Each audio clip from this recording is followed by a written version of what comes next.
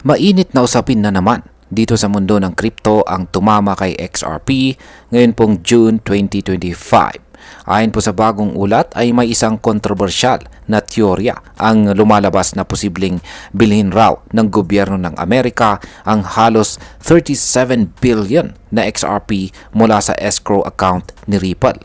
Ang teoryang ito ay lumutang matapos po ang panibagong desisyon ni Judge Annalisa Torres na tila lalong nagpapatagal sa kasong halos 5 taon nang hinaharap ni Ripple laban sa SEC. Pero teka, totoo nga bang may posibilidad na maging buyer ang mismong gobyerno ng Amerika ng ganyang kalaking halaga ng XRP? O isa lang ba itong haka-haka mula sa mga taga-suporta ni XRP? Kaya yan po ang siyang ating pag-uusapan sa video na ito. Pero bago po tayo magpatuloy, ay pakibasa na lamang po muna ang disclaimer dito sa ibaba ng ating screen. Yan, simulan po natin sa kung ano po ang bagong desisyon ni Judge Torres at bakit po ito mahalaga. Yan, kamakailan lang si Judge Annalisa Torres ay tumanggi sa isang joint motion mula po sa Ripple at SEC. Ang hinihiling po nila ay maalis na sana ang permanent injunction at mapababa ang multa ng Ripple sa halagang $50 million. Ayon po kay Judge Torres, hindi na raw sapat ang mga dahilan na ibinigay ng magkabilang panig para baguhin ang naunang hatol ng korte. Bagamat may karapatan po silang makipagsettle, malinaw ang sinabi ni Judge Torres na hindi na nila pwedeng i-bypass o iwasan ang desisyon ng korte. Kung gusto nila ng pagbabago, kailangan itong dumaan sa tamang proseso ng appeal. Sa madaling salita, lalong humaba po ang kasong ito at kasabay ng delay, mas dumami rin ang espekulasyon. Ngayon ay sino po si Brad Kimes at ano po ang kanyang teorya? Yan. Ngayon ay dito po pumasok si Ginoong Brad Kimes. Siya naman po ang founder ng XRP Las Vegas. Yan, XRP Las Vegas at Digital Perspectives. Yan.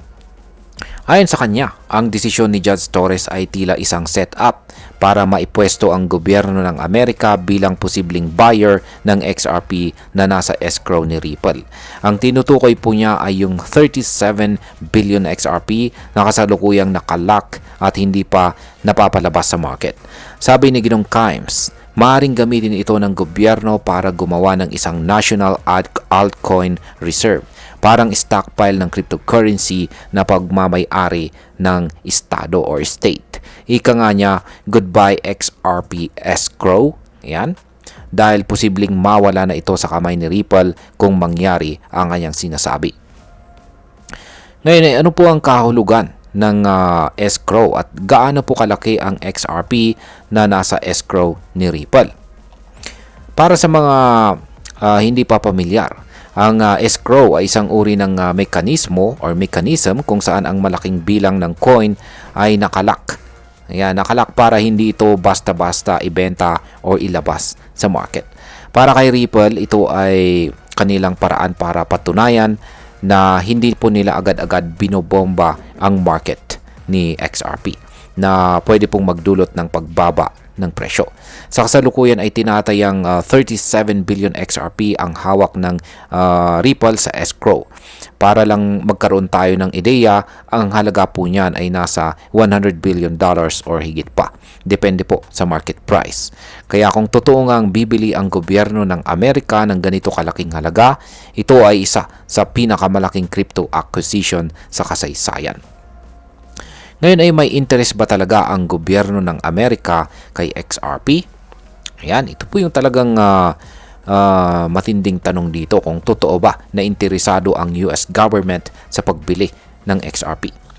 Sa totoo lang ay wala pang kahit anong ebidensya na nagpapakitang may plano ang gobyerno ng Amerika na bumili ng kahit anong cryptocurrency maliban po kay Bitcoin.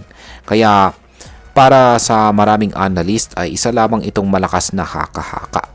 At sa praktikal na pananaw, bakit ibibigay ni Ripple ang kanyang escrow tokens ng basta-basta?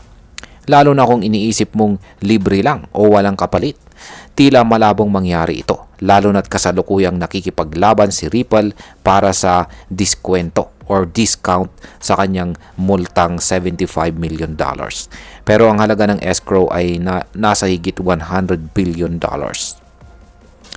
Ngayon ay ano naman po ang posibleng epekto ng gobyerno sa decentralization na mundo ng XRP? Kung sakali man natotoo at mangyayari ang ganitong acquisition, malaking epekto po ito sa mundo ng crypto. Tandaan natin, ang escrow na ito ay kumakatawan po sa halos 37% ng total XRP supply. Kung bibilhin po ito ng isang centralized entity gaya ng gobyerno, maaari pong magdulot ito ng takot or kaba sa mga supporters ng XRP na naniniwala sa ideology ng decentralization. Sa ganitong setup ay parang kontrolado na po ng state ang malaking parte ng asset at posibleng magdulot ito ng centralization na taliwas po sa prinsipyo ng crypto. Ngayon ay posible ba talagang mag-intervene ang gobyerno para kay XRP? May mga nagsasabi rin na kung mapatunayang ang kasong ito ay maaaring makasira sa pambansang interes ng Amerika tulad po ng economic stability o diplomatic relations. Pwede pong kumilos ang gobyerno at iapila ito. Pero sa ngayon, lahat ng ito ay nananatiling teorya lamang.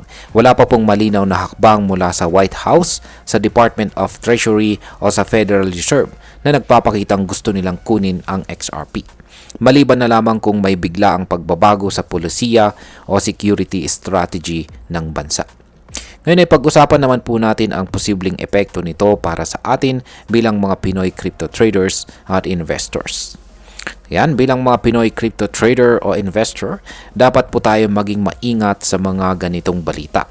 Oo, exciting pong pakinggan ang posibilidad na maging national asset itong si XRP sa Amerika. Pero tandaan natin, speculation pa lamang ito. Kapag kumalat po ang ganitong balita, maaaring tumaas pansamantala ang presyo ni XRP dahil po sa hype. Pero kung wala pong konkretong aksyon mula sa gobyerno ng Amerika, mabilis din itong babagsak. Kaya kung papasok po tayo bilang investor, lagi po nating tandaan ang DYOR or do your own research at wag lamang po tayong magpadala sa mga hot takes o teorya.